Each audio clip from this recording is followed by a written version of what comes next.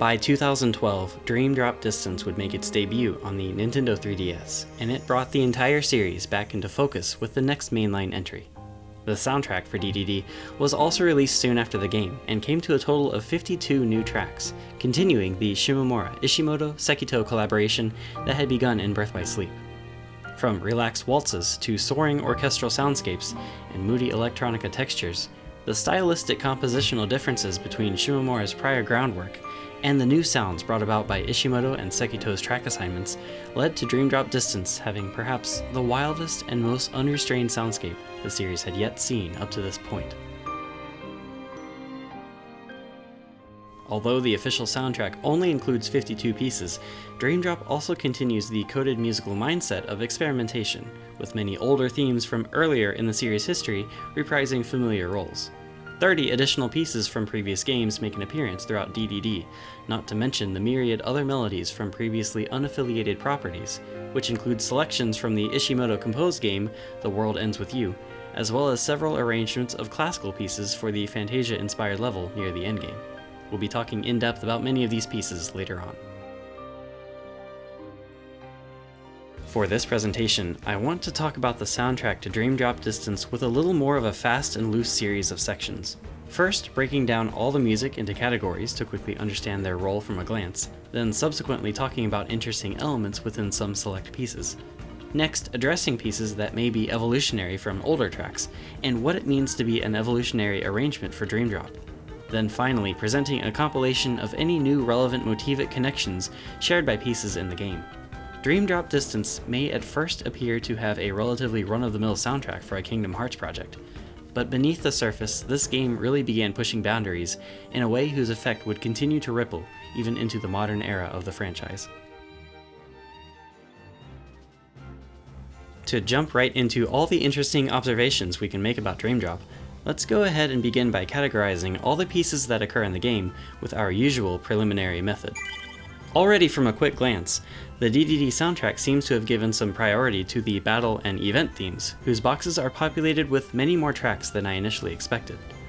Although a large chunk of the pieces in this chart are reused themes, part of the size of these boxes can also be attributed to many moments throughout the game being given exclusive tracks that wouldn't occur again later in the story.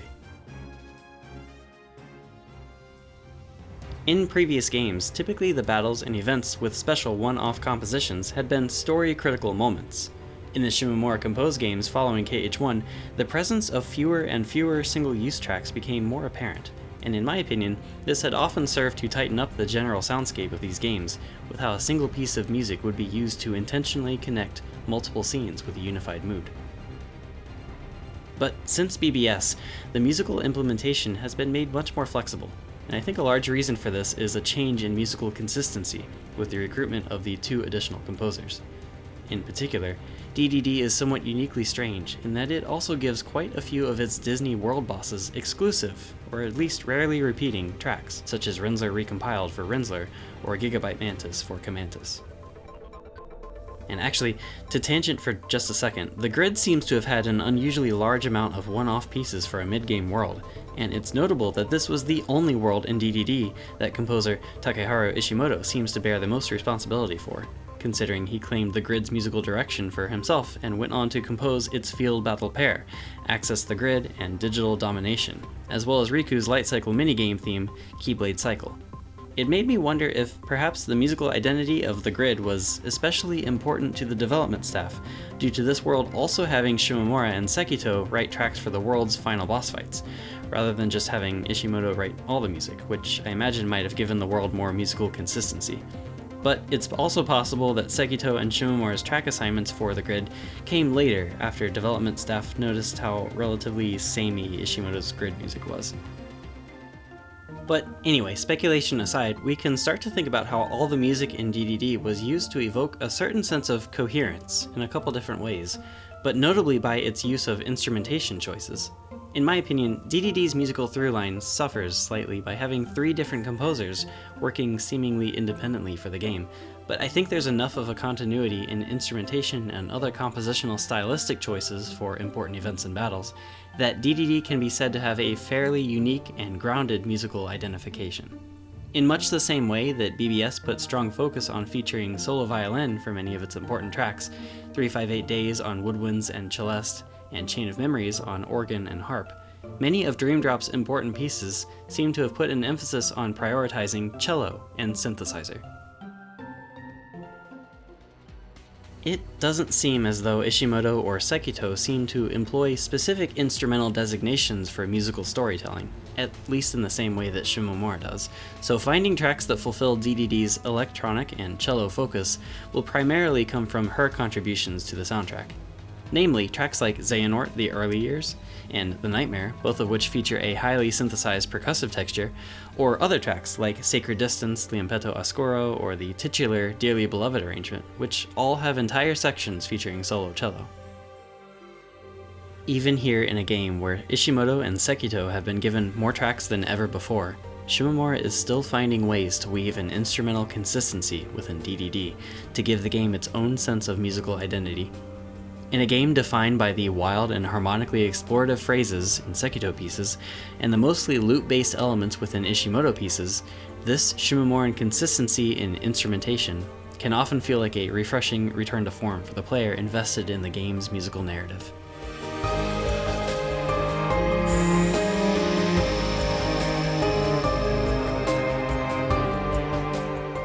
Instrumentation observations aside, now is a perfect time to speak to some of the notable entries within the track categorization chart that don't necessarily share any overt musical material with others, but are noteworthy for either their structure, distinguishing compositional elements, or remarkable use cases within the game.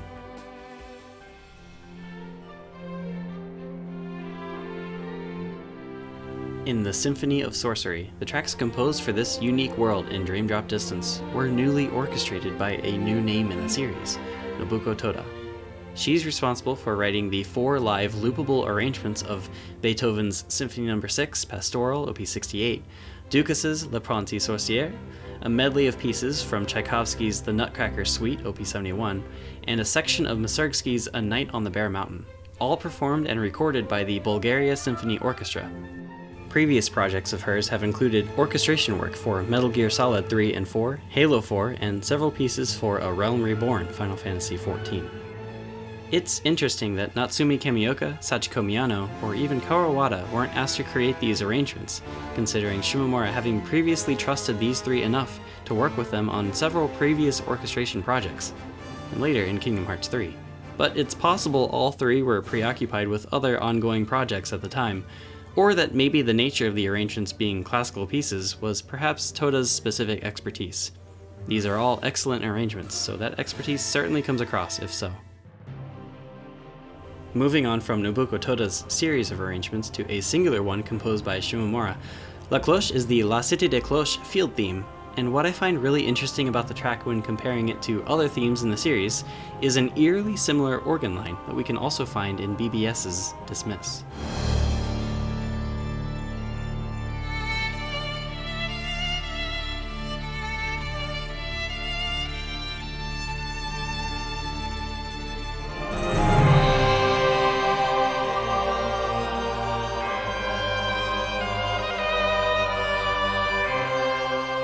There's nothing at all that connects La Cloche with Dismiss in terms of motif or story implications, and it's inevitable that with a discography of well over 500 pieces, Shimomura would write elements that were unintentionally similar.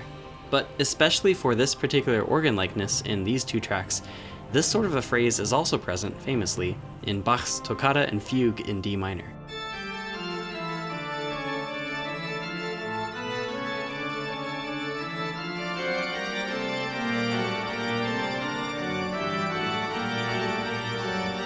So it seems more likely that the La Cloche organ similarities were probably inspirationally drawn from this source, rather than from Dismiss.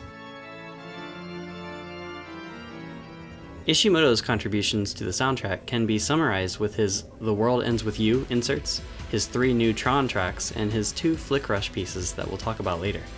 Regarding his Tron music, it was strange to me that Ishimoto not only refused to use any motivic material from Shimomura's Space Paranoids tracks from KH2, but that he also chose to not connect his own Tron tracks together with any musical material either. All 3 are standalone, non-referential pieces that really just do the Ishimoto thing of introducing a measure, then copy-pasting that melody for a significant portion of the remainder of the track.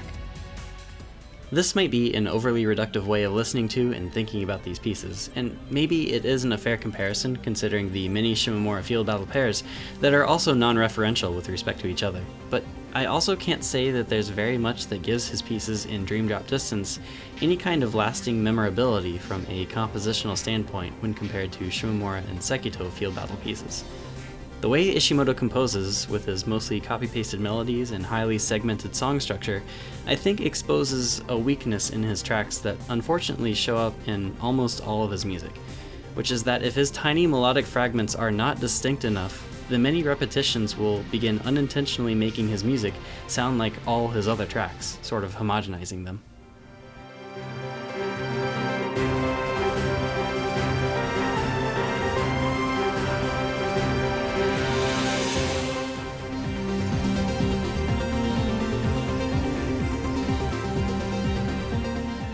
At least compared to Shimomura and Sekito's track assignments, Ishimoto's DDD tracks have thankfully been mostly isolated to relatively unimportant story moments. If only things could stay like this forever. Now, Sekito seems to have been responsible for Dream Drop's respective dive themes: Storm Diver, the general music for the dive mode minigame, and Wild Blue for dive mode battles against Queen Buzzerfly and Brawl Mari. Wild Blue is a little bit interesting in that it seems to share a musical texture with Sekito's battle theme for the Camantis boss battle in the grid, titled Gigabyte Mantis.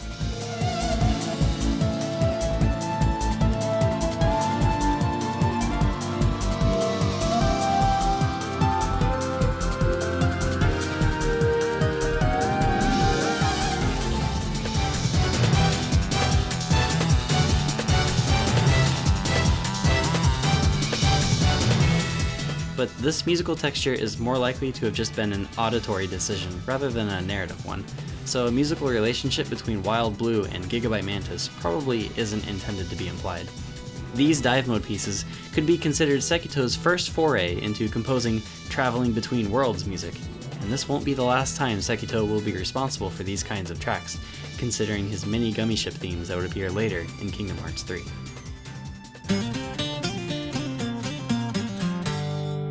Returning to Ishimoto for just a moment, he also worked on quite a few new arrangements of The World Ends With You for Dream Drop, due to the game featuring the characters.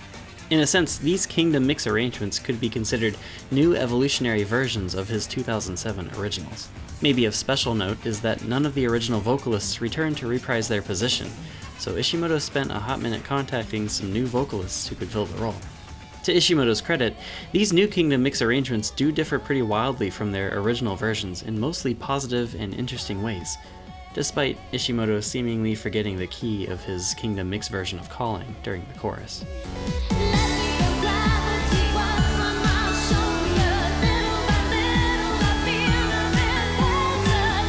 Is it just me that's a little bothered by the synth bass part here? But moving on, Shimomura's The Dread of Night is another track that warrants some special attention. Many folks have taken notice to some similarities between this track and Hunter of the Dark from BBS, as well as a vague similarity to Hand in Hand.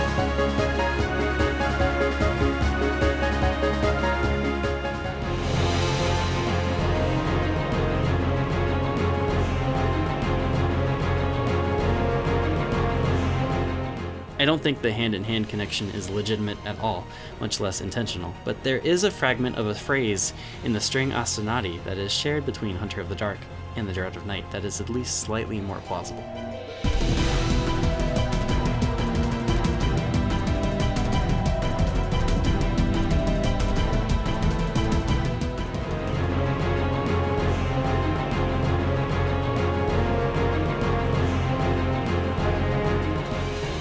In this case, this commonality clearly is not substantial enough to warrant any sort of relationship between Anti-Black Coat Nightmare and Darkhide, but the similarities in composition may be the consequence of a somewhat rushed cycle of creation and approval. Shimomura may have drawn other compositional elements from the older BBS track when creating this one for DDD, leading to these tracks sounding as vaguely similar as they do. Shimomura also seems to have given some thought to the title of this Kingdom Hearts game, Kingdom Hearts 3D, and in doing so made a decision to compose and arrange several pieces for the game in triple meter. We can find that she acknowledged this herself in an interview where she speaks about her decision to put the title Dearly Beloved in 3 for this game. And I think this metric decision is worth acknowledging for how it gives DDD something of a unique musical feel for the few tracks where Shimomura employed it. Other pieces she decided to put in 3 include her new arrangements of Hand in Hand, called Hand to Hand, La Eminenza Oscura 2,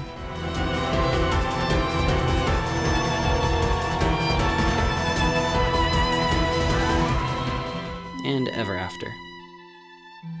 Now, at least one element of DDD's music that somewhat falls by the wayside when thinking about how its soundtrack was used was just how many similar slow violin-led pieces play throughout the game.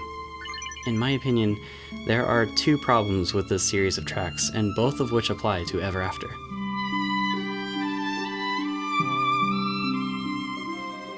First, 2 of these pieces are used throughout Dream Drop in a way that makes them thematically replaceable when it comes to their narrative purpose.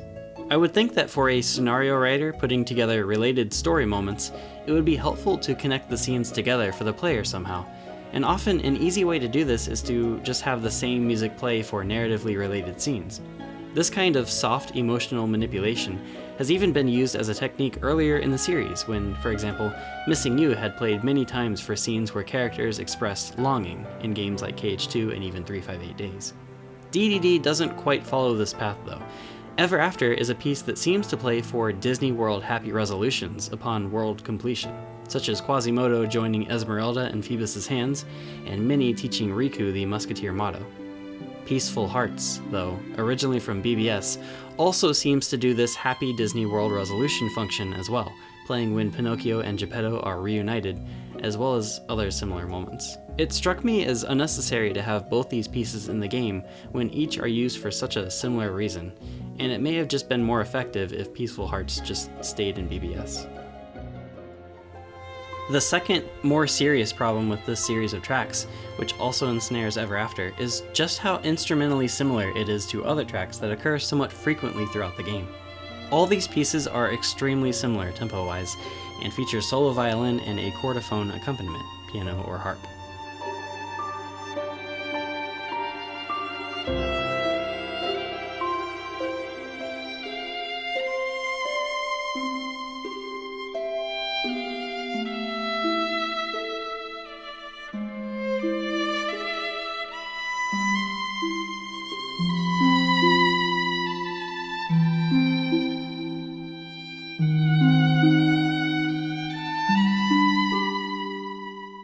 Regarding Ever After, Destiny's Union, and Distant From You, even though these pieces have narratively distinct functions, the similarities in instrumentation can make it hard to distinguish between them in a way that may damage their memorability, as well as damaging the impact of all the scenes in which these tracks play. For example, I remember finding myself asking if the music from when Riku speaks with Ventus on Destiny Islands was the same track from when Rinsler falls and reaches for Sora's hand, when they absolutely weren't. All the scenes where these 3 very similar tracks play could have been made more distinct by simply changing the instrumentation to be more varied. Specifically, I think it would have been a wonderful choice if the solo violin in Distant From You was played on a solo cello instead.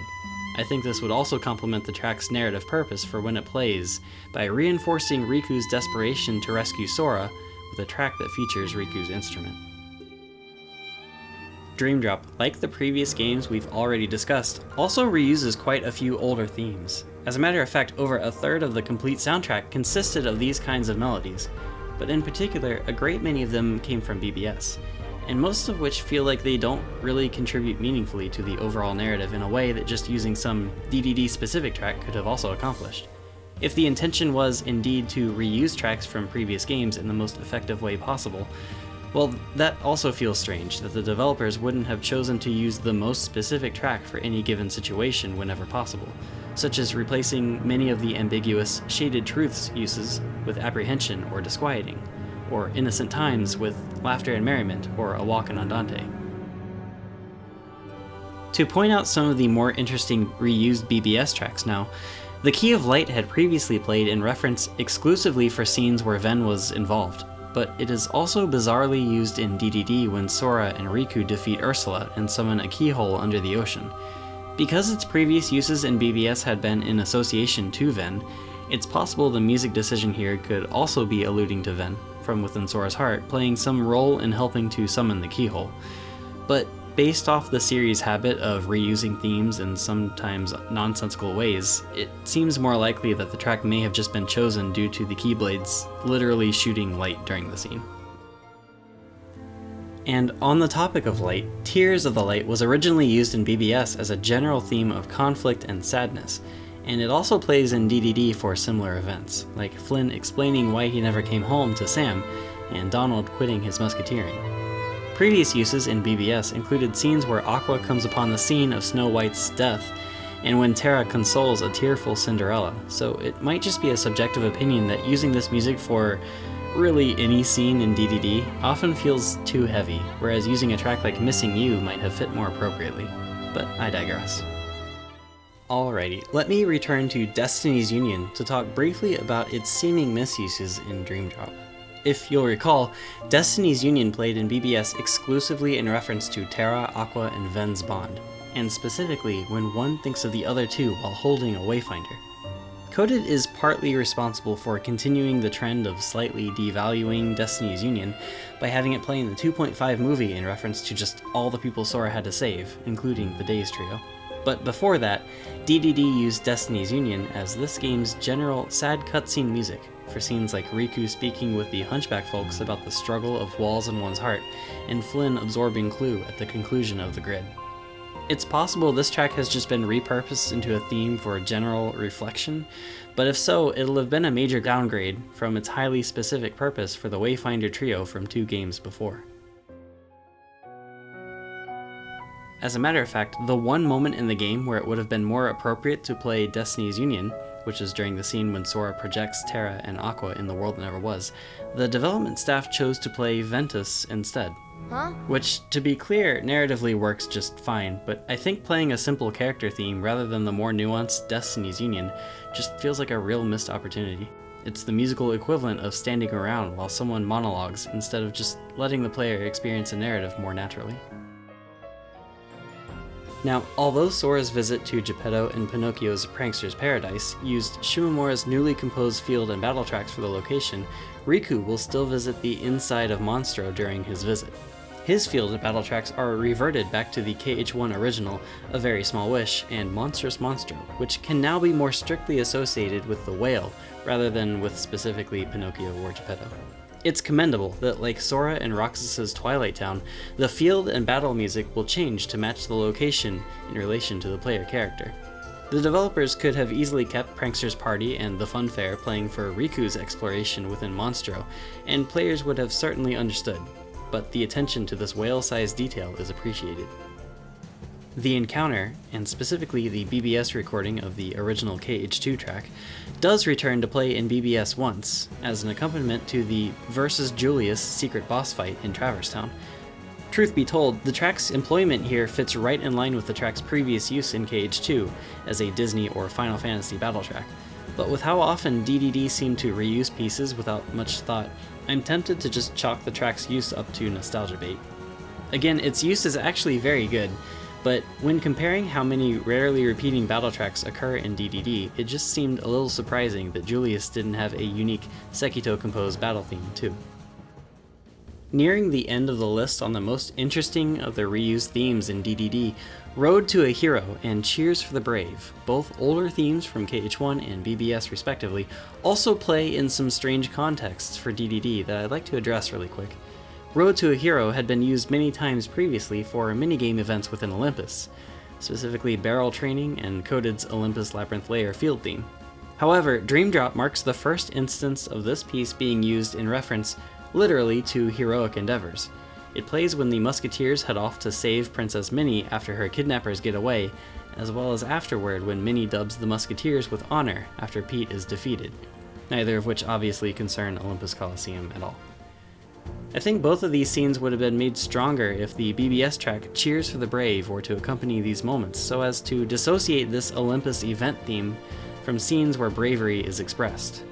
Cheers for the Brave had been defined perfectly as a hero adventure theme, and even plays very similarly in BBS when Donald and Goofy offer to help search for Mickey. This is also made more clear by Cheers for the Brave literally containing the adventure rhythmic motif we've previously talked about.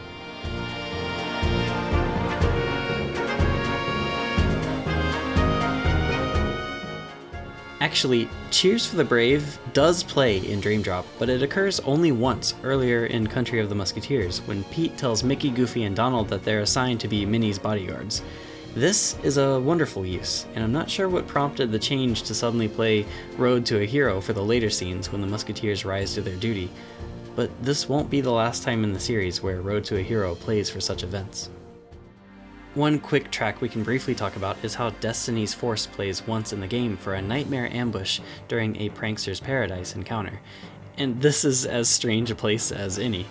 Recall that this track had been used primarily in reference to Darkseid and other story-significant pure-blood heartless battles, so it unfortunately does sound as though DDD was just interested in using the track improperly to further how varied the soundtrack would sound to the player.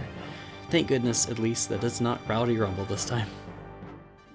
Oh, and since I brought up Rowdy Rumble, you may be glad to know that its uses in Dream Drop have confirmed a suspicion I've had for a while. Rowdy Rumble has been previously defined in KH2 as a gimmick fight battle theme when the goal had been to fill up a meter or accomplish some action within a time limit. In later games, we witnessed the gradual erosion of this track's original purpose, with how it played for many of the unversed ambushes in BBS, and the one use encoded against Pete in Hollow Bastion. Some of the uses in DDD continue to be strange, but are made more consistent by just accepting that Rowdy Rumble seems to have become a Pete incarnation event battle theme. This will more effectively explain its uses from Coded and onward in the chronology, and may also explain why so many people have associated the track to the character. For DDD, this track is used for a variety of fights within the Country of Musketeers, including most of the Beagle Boys encounters.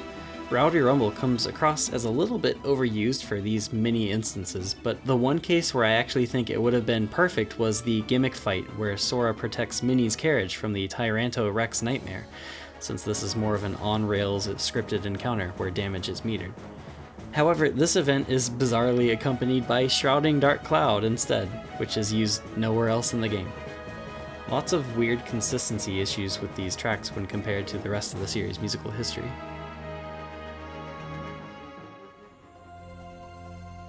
So, this has been an abbreviated summary of what I think are all the interesting reused pieces in Dream Drop that were significant for their form, compositional choices, or occurrences within the game. Although many of these tracks exhibit some problems that I thought detracted from the experience, DDD's many more originals often do put in the work to elevate the scenes where they're used. It's nice to hear how new moments in the series are scored, and if those moments are accompanied by transformative and appropriate pieces, then those instances are usually all the better for it. If you're interested in any specific commentary on track use throughout the game, feel free to peruse the spreadsheet document in the video description.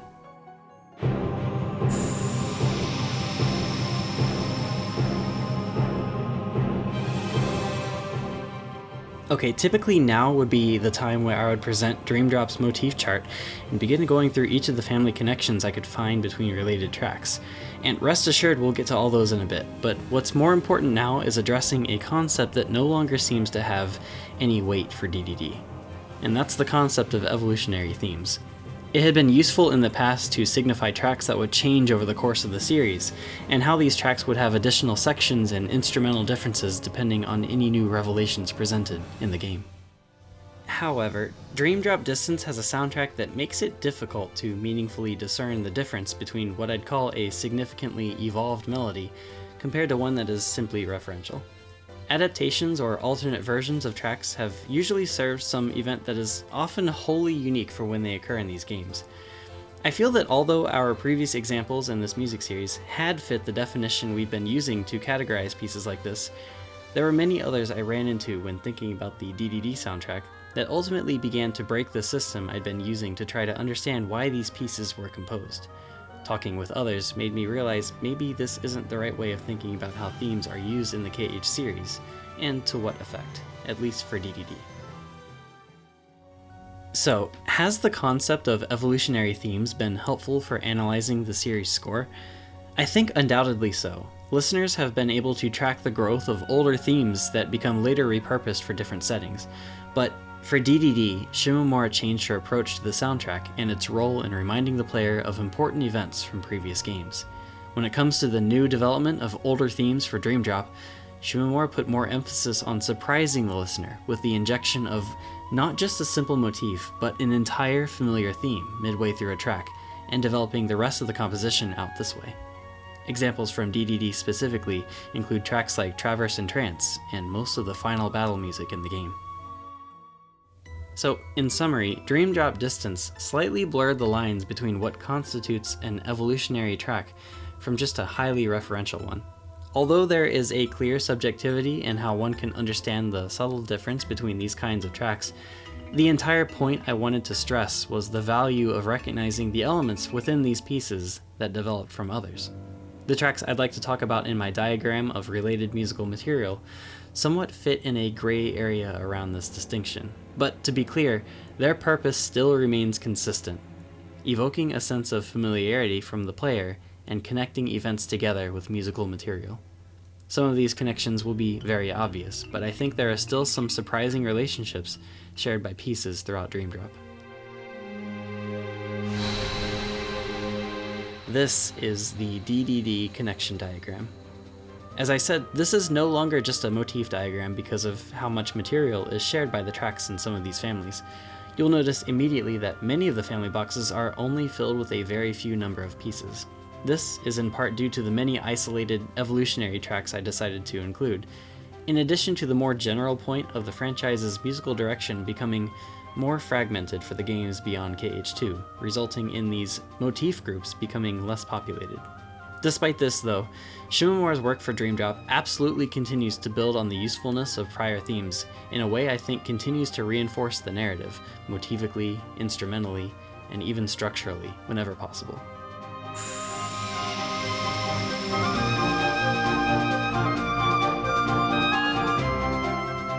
Let's go through some of these smaller groups that share musical material before talking about the more well-connected families. First is this family of 2 flick rush pieces. There's not really any subtlety with how Ishimoto uses his melodies, and if a track is intended to share some musical element with another, his pieces will usually put that melody front and center. His tracks for Flick Rush, called Dream Matchup and The Flick Finalist, both share this sequence of notes, repeated many times over the course of both themes.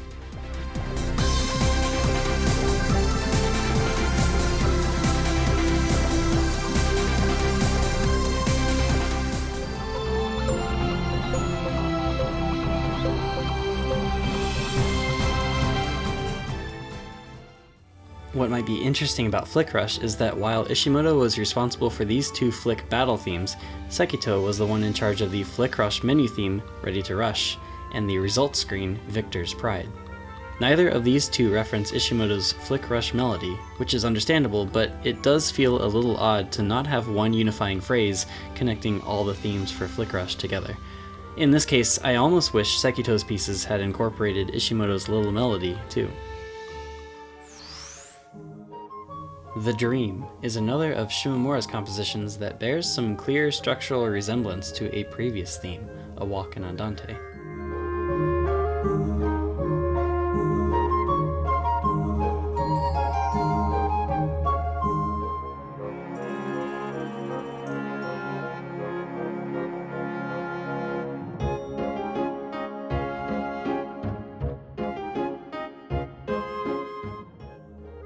Every main game has had some cheerful Disney interaction track to accompany light-hearted character moments, such as Piccolo Resto from Calm,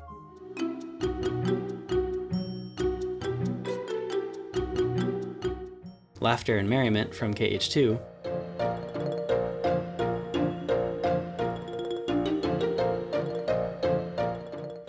and Innocent Times from BBS.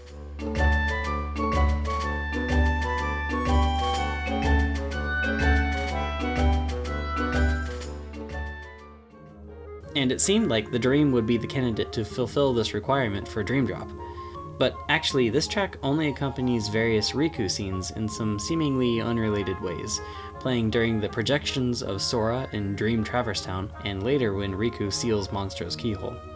There's also a missable cutscene of Riku trying to approach the world that never was before Sora, where he is forced asleep while this track plays. Might be time to sleep. I won't fall asleep. These fairly mundane use cases seem to be at odds with such a seemingly important title as The Dream, but maybe especially as to how the piece compares to the much more frequently occurring track The Nightmare, which typically accompanies young Xehanort exposition. By comparing the uses of both pieces over the course of the game, a clear gulf of significance between them becomes apparent. Both The Dream and The Nightmare share this sequence of notes.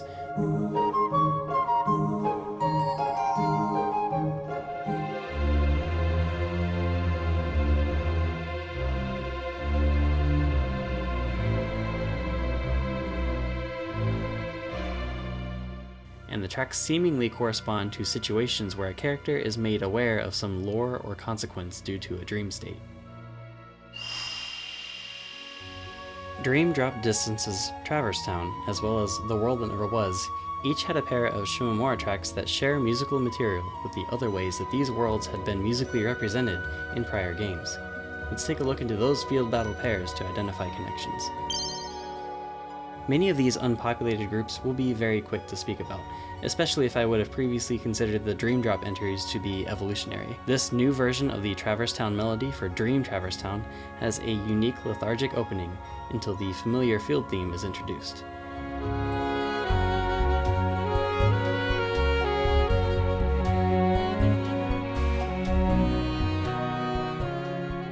Strangely, it seems as though Shimomura was literally told to make the track a different piece of music, but with some elements that connect it to the original.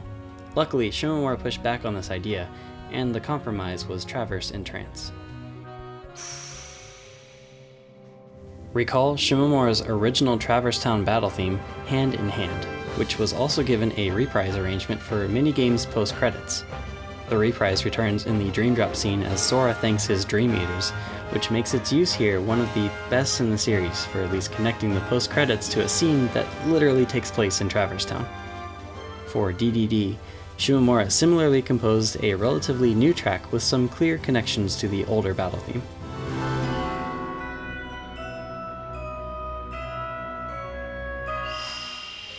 For The World That Never Was, the field theme in DDD being connected to the field theme for the world in KH2 and Days should probably not be a surprise. Sacred Distance, though, is one of Dream Drop's pieces that feels less like an evolutionary track than, say, Traverse in Trance, due to the amount of shared material being very little. The motif of the world is present, but only just barely at the end of the track before the loop.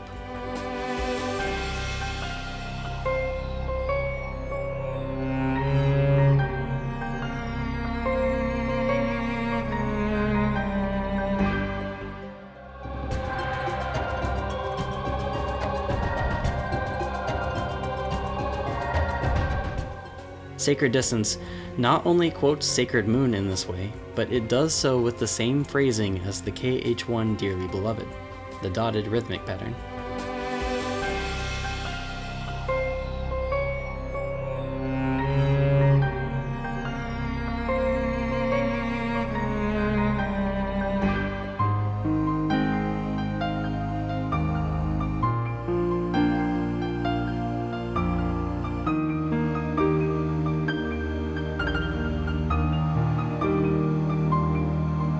The original field theme, Sacred Moon from KH2, does appear in Dream Drop Distance, but it's only played for one scene as Sora enters the real world before being put to sleep for a second time, and it does not play for Riku.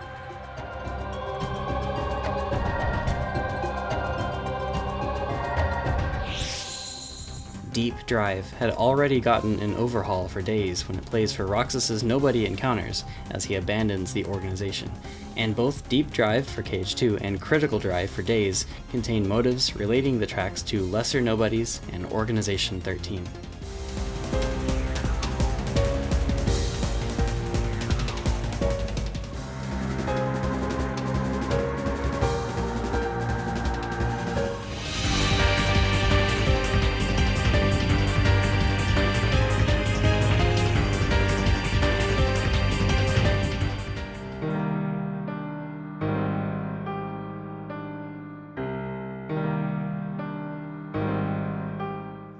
Interestingly, the track Deep Drop is also given a slightly new arrangement here for DDD.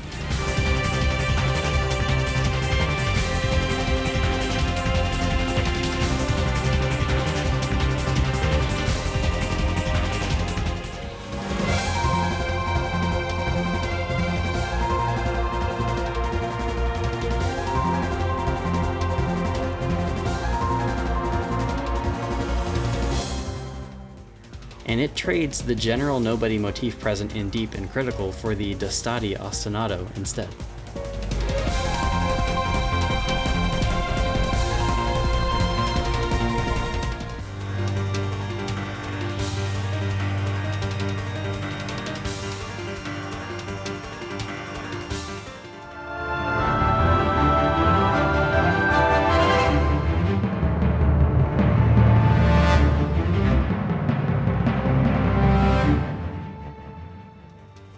Ostensibly, it makes tons of sense for the track to continue to maintain its relationship with the Organization 13 motif that will be addressed momentarily, but to also no longer reference the lesser nobody encounters, since battles throughout the dream world that never was only involve nightmares. Of course, the Organization will continue to be a major threat, and foreshadowing their relationship to the events that will conclude the game remains narratively thoughtful on Shimomura's part. Many character themes, though usually highly motivically connected to other tracks from throughout the series, appear to have been reworked with some intention to give the characters more independence. This seems to have especially been the case for many villain themes from earlier in the series' history, who will reappear here in Dream Drop. Of course, the Organization 13 motif is used in the game, and its phrase contour can be found in Deep Drop in the same way Deep Drive and Critical Drive used it. But I think the more surprising track in this group is actually Xigbar. It was strange to me that the number 2 of the Organization gets a character theme that doesn't seem to present any unique elements. The track Xigbar is really just a nightcore arrangement of Org 13, and is used for only one scene when Xigbar confronts Sora upon arrival in the world that never was. It doesn't seem out of the realm of possibility that the track Xigbar could have always been intended for event exposition in a similar way that Xemnas from Days was used in unrelated Axel and Sayek's conversations. However, knowing Xigbar's role in the future of the series might make the seeming oversaturation of Org 13 in what could be his personal character theme slightly more palatable. From Xigbar to young Xehanort, this quote-unquote new character to the series has a theme that could be considered an evolution of the prior BBS arrangement, and this is a comparison that will be very quick to address. The only notable differences between BBS's Xehanort and DDD's Xehanort the early years are the slightly increased tempo and the addition of many textural elements to give the track some more life, and also obviously the new synth percussion line to tie the game to the rest of DDD's soundscape. These tracks continue to have no musical material linking them to any other tracks in the series, including both arrangements of young Xehanort's battle themes. So the connection between Dark Impetus and Liampeto Ascoro isn't really so much a motif as much as it is a whole theme, but I've chosen the etude violin phrase to represent the huge amount of material shared by these tracks.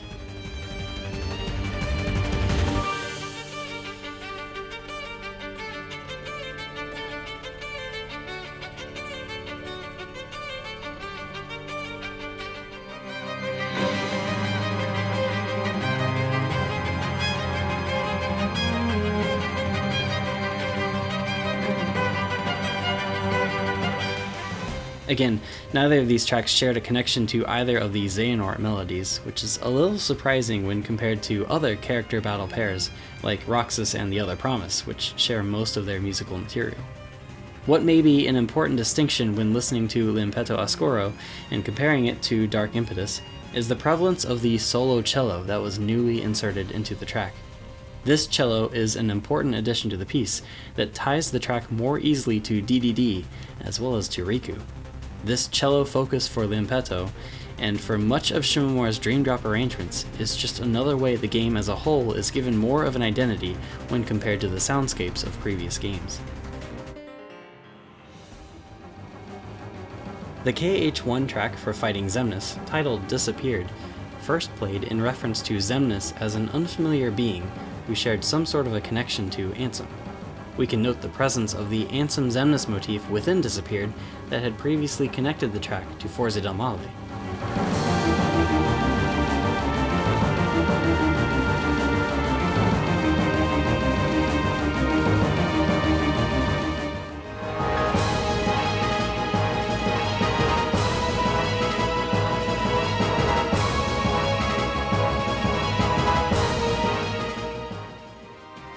Later in KH2, Disappeared is used again, but the centerpiece for fighting Xemnas is the final battle track in the game, Darkness of the Unknown. This track primarily describes Xemnas not as an enigmatic man with a connection to Ansem, but as the leader of Organization 13, due to the amount of musical material that makes reference to the many organization and darkness-related motives from throughout the game, which we've previously talked about.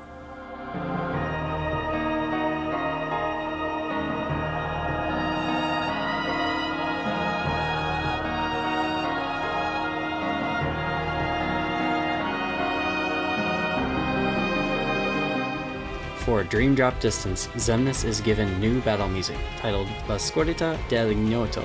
This track only makes reference to the original melody from KH2's Darkness of the Unknown, seemingly divorcing the track from most of the previous motives that had connected the piece to his position. As such, there is no musical material I was able to find in the track that relates to Darkness, Organization 13, Nobodies, or even the Ansem Xemnas motif that was present in Xemnas' previous themes, all of which is very surprising.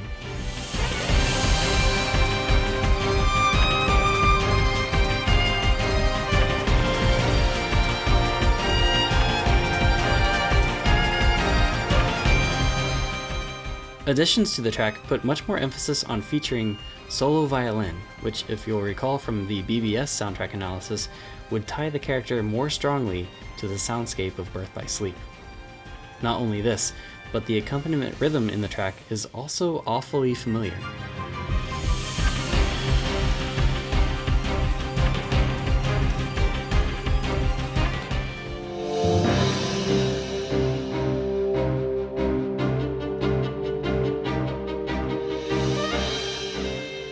To everyone who understands the relationship Xemnas shares with Terra, these instrumental and rhythmic ties strengthen and foreshadow Xemnas' role in the musical narrative tremendously. Ansem in Dream Drop has also mostly been divorced from his original motives as they had been defined for us by Forza del Male. However, Ansem's music does appear to be connected to various others through these tracks' relationship to motives found within Dastati, and we'll address all those connections momentarily. First, though,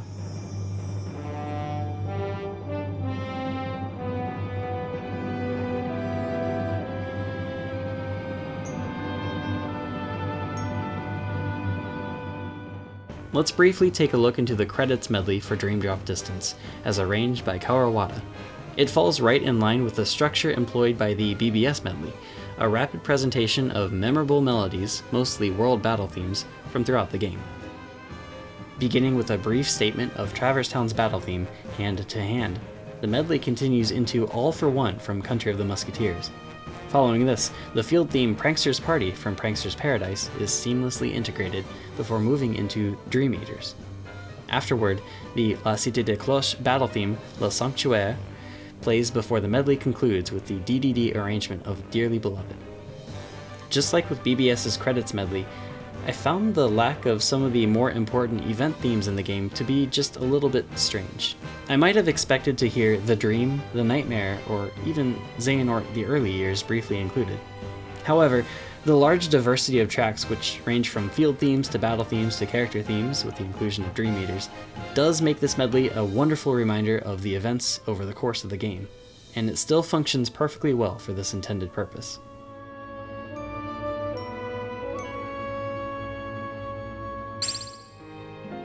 In the Dearly Beloved family, we can find tracks that make reference to Dearly Beloved and some of the reused themes from other games, such as Ventus,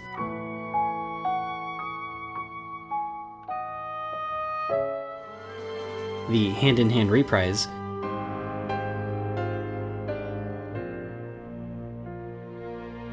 and obviously the dearly beloved reprise from KH2.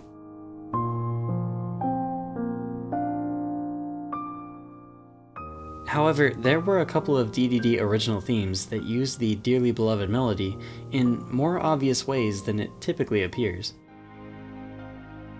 Its most plain use in game may have been the literal collection of the tangible sound ideas components, the first of which will always be the harmony pad chords regardless of whoever completes Symphony of Sorcery first. The second character will then collect the melody, completing this sound ideas version of Dearly Beloved.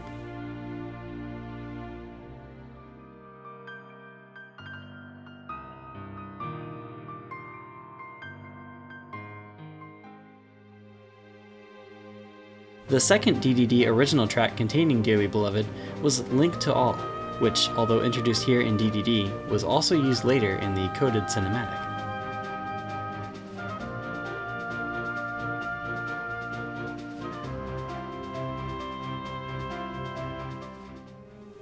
Now, to bring it all back around to the Dream Drop arrangement of this titular track, I'm typically a strong believer in Shimomura's subtlety, so when I listen to the DDD arrangement of Dearly Beloved, I tend to give some importance to the instrumentation decisions that Shimomura employs. So in the same way that flute is given strong focus in the Days Dearly Beloved in reference to Roxas being the protagonist, we can find that the DDD Dearly Beloved again features solo cello in a way that, to me, seems to be a reference to Riku's importance to the story.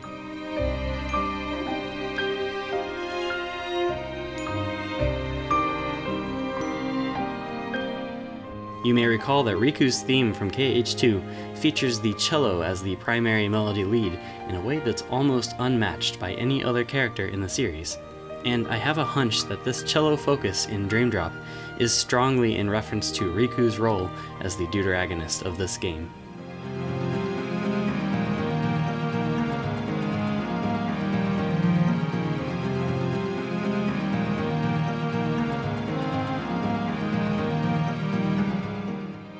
Other interesting observations we can make about the DDD Dearly Beloved is the similarity in the piano to the BBS version.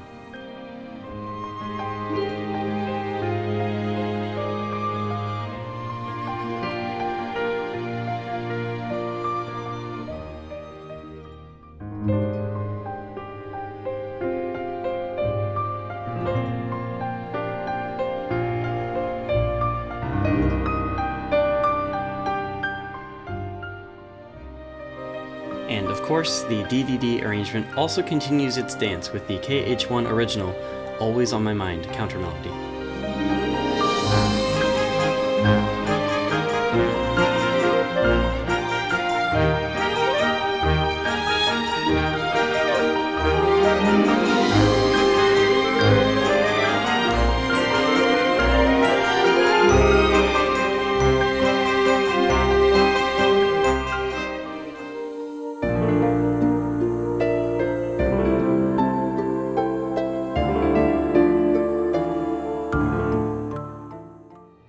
Of special note, although there are a large number of tracks in this family, it is a little bit of a front if we remove the older tracks.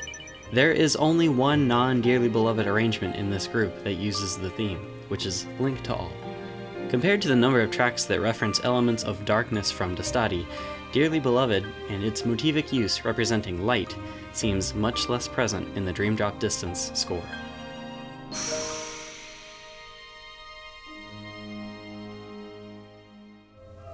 Finally, we can address the many themes in DDD that revolve around darkness through their relationship to motives originating from Dastati.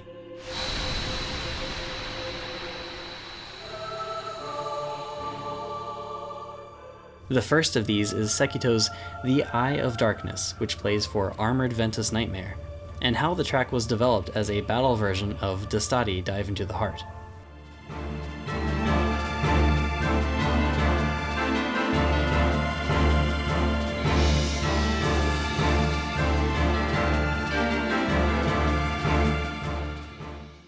Sekito had actually intended to use this track, preparing My Heart's Descent as well, both for dive mode, but the Eye of Darkness was later repurposed for the battle, and My Heart's Descent was the one used for Riku's descent to Sora. Both tracks primarily feature the Dive to the Heart melody. Interestingly, when Sekito was told by synthesizer operator Keiichi Kawamori that its use case was to be changed, Sekito asked Kawamori to add the iconic chorus to the track. Now, for a fight against Armored Ventus Nightmare, one may have expected to find a Ventus motif within the track, but no such connection exists. Due to the many changes the track underwent, we can understand that the scenario wasn't exactly clear for Sekito when he wrote the piece. The last set of pieces we can speak about involve Ansem's 2 tracks, and their many connections to Dastati-related melodies. L'Eminenza Ascorda 1 and 2 both quote the Dive to the Heart melody, almost certainly as adapted references to Guardando nel Buio from Ansem's final battle in KH1.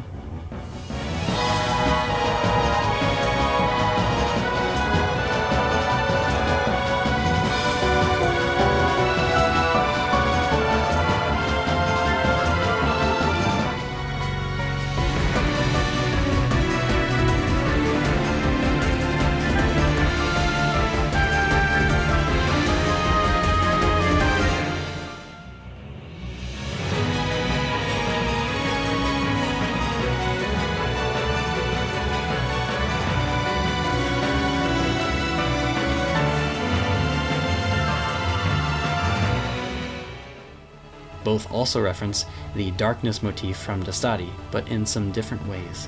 Ascorda 2 does this in a straightforward manner.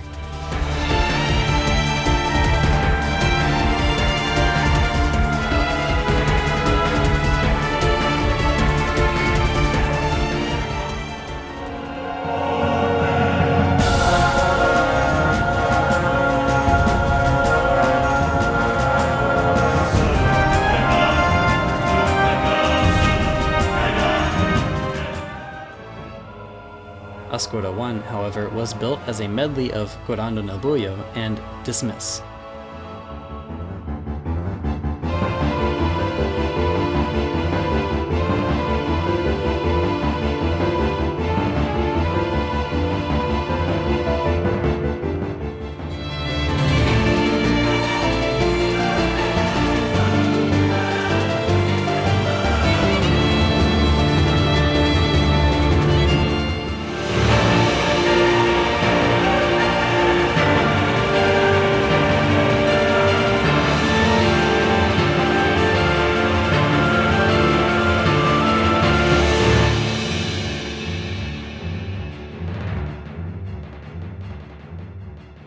And poor Shimomura even cut her finger when recording the piano data for the track. Although the darkness motif occurs frequently throughout this arrangement as well, the dismiss section gets removed in Ascorda 2, giving way to a unique melody.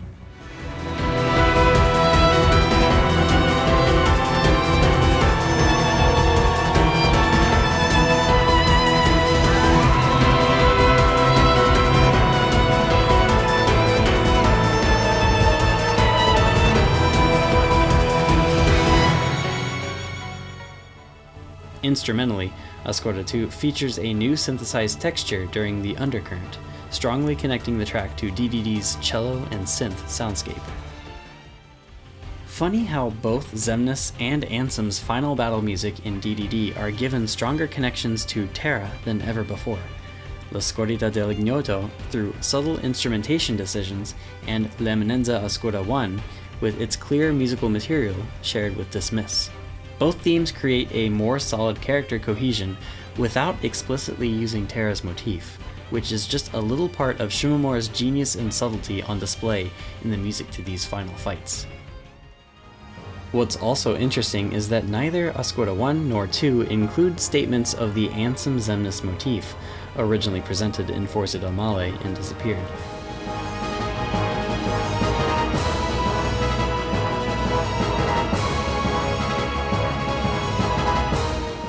Nor a statement of Ansem's organ identifier from Forza del Male and Revenge of Chaos.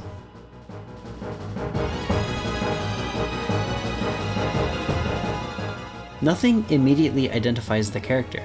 His themes, as presented in DDD, made less of an effort to describe Ansem's character motivically, and more of an effort to describe his presence indirectly. The final point I'd like to bring attention to regarding Ansem, and specifically L'Eminenza Oscura 2, is that it harbors material that seems to describe Riku as well. This is a very tenuous point, but in addition to both tracks sharing meter, both are in 3/4 time, the stride piano movements that begin Oscura 2 are eerily similar to the stride piano that begins Riku's theme as well.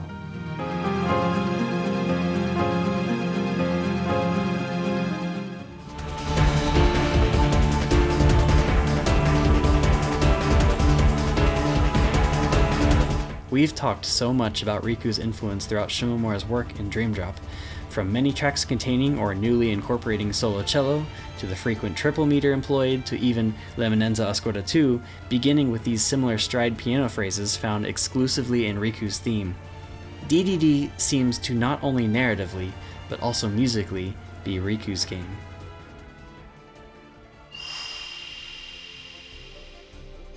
This has been an analysis of the complete Dream Drop Distance soundtrack. DDD's focus on innovating older melodies, rather than just reappropriating motifs, signifies a change in the series' musical direction that we can now more fully appreciate. We've established the connections, and more generally the underlying musical advancements that Dream Drop introduced to the series through Shimomura's changing compositional philosophy for the game, and how she, Ishimoto, and Sekito were able to assist or clarify the story and narrative from a musical perspective, establishing instrumental and harmonic signifiers that will persist in future games. In many ways, I consider the soundtrack to DDD to have had more Sekito influence than any other game in the series, when considering how often the player would experience one of his recurring tracks, such as Dive Mode and most of the Disney boss battles. Conversely, Takeharu Ishimoto's influence was a little more reserved due to his more limited compositional role. If you take away his tracks that were originally from another game, his main presence in DDD is really just the grid. Meanwhile, for Shimomura's part, she seemed to put much more focus on composing pieces with more individuality, and traditional compositions connected by multiple motives were more rare than they were in previous games. Shimomura is still doing most of the musical work, but DDD was a big stepping stone that paved the way for Sekito and Ishimoto becoming a more present force in the soundtracks to come. In the next video, we'll talk about the music for 0.2, A Fragmentary Passage. Although this will be a shorter soundtrack, the pieces in this game are newly arranged in a way that reflects how a change in atmosphere influences different compositional elements. From within the realm of darkness, the music of 0.2 mirrors that of Birth by Sleep, casting shadows on these bygone melodies, while also ironically shedding these earlier tracks in a sinister new light.